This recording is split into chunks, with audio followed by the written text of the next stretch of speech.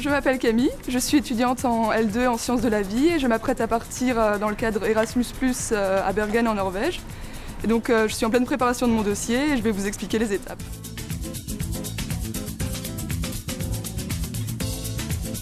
Il y a énormément de destinations possibles, donc quand on voit toute la liste, une dizaine de destinations, on est un peu euphorique, on a envie de partir, d'aller à chaque destination. Et une fois que ce moment d'euphorie il se calme un peu, on cherche plutôt quelle matière nous intéresse le plus. Et oui, en regardant les différentes matières proposées, celle de Norvège correspondait le mieux à mon parcours. La première personne à contacter dans votre composante est le correspondant relations internationales, et il y en a un dans chaque composante ou faculté. Donc c'est lui qui sera votre contact pour construire réellement votre projet de mobilité. Vous trouverez ses coordonnées sur le site de l'université unistra.fr. Il faut commencer à s'informer le plus tôt possible, donc dès la rentrée de la L2. En général, les composantes organisent des réunions d'information dès la semaine de rentrée, et le rendez-vous incontournable à ne pas louper est la journée de la mobilité internationale qui a lieu mi-octobre pour toute l'université. Il y a un autre endroit incontournable, c'est la maison universitaire internationale où on peut poser des questions à des professionnels. Est-ce qu'il y a des tests de langue obligatoires avant de partir ? Pour Bergen, il n'y a pas de test de langue. Par contre, certains établissements vont demander à l'étudiant un test de langue que vous pourrez passer auprès de l'université de Strasbourg, auprès du centre Spiral par exemple. Et si votre candidature est retenue, vous aurez un test de langue en ligne obligatoire à passer, mais qui ne conditionnera pas votre départ. Une fois qu'on a à peu près en tête une idée de destination, il faut commencer sa candidature. Donc d'abord candidater en ligne.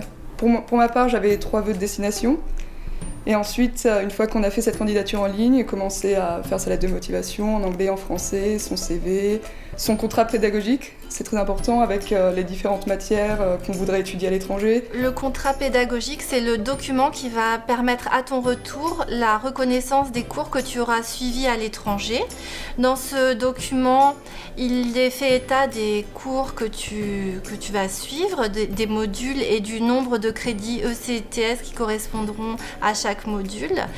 Et il y a un autre papier qui est la reconnaissance de ces cours suivis. Qu'est-ce qui sera validé finalement à ton retour en France ?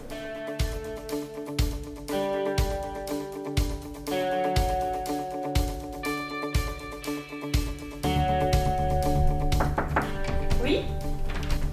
Bonjour. Je viens déposer mon dossier de candidature. J'ai fini mon inscription en ligne et il y a toutes les pièces nécessaires, mon CV, la motivation. Très bien, vous aurez un mail de réponse d'ici une quinzaine de jours. D'accord. Voilà.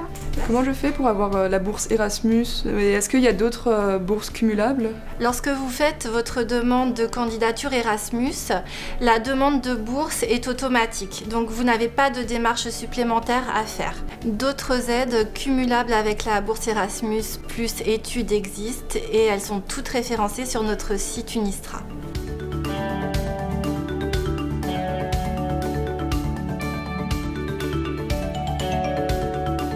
J'ai pu participer à des ateliers linguistiques où c'était une étudiante en Erasmus justement qui était en France et elle nous a mis un peu dans le contexte, elle venait des pays scandinaves, donc c'est ma destination.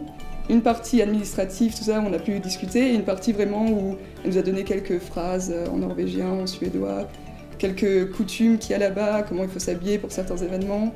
On a écouté de la musique scandinave, vraiment pour se mettre dans le bain, pour avoir une première approche de comment ça sera une fois sur place. Quand j'ai décidé de partir, j'ai assisté à la journée de la mobilité internationale pour me fixer un peu les idées. Là, j'ai pu rencontrer des étudiants qui étaient partis, leur poser quelques questions, voir les différentes destinations possibles. Une fois que ces étapes sont faites, il ne me reste plus qu'à me focaliser sur les étapes pratiques une fois sur place, donc le logement, les transports, l'université, la nourriture est important. Et voilà, juste à me focaliser sur l'idée que l'année prochaine, je ne serai pas en France, je serai dans un pays étranger. Donc ça va être trop bien.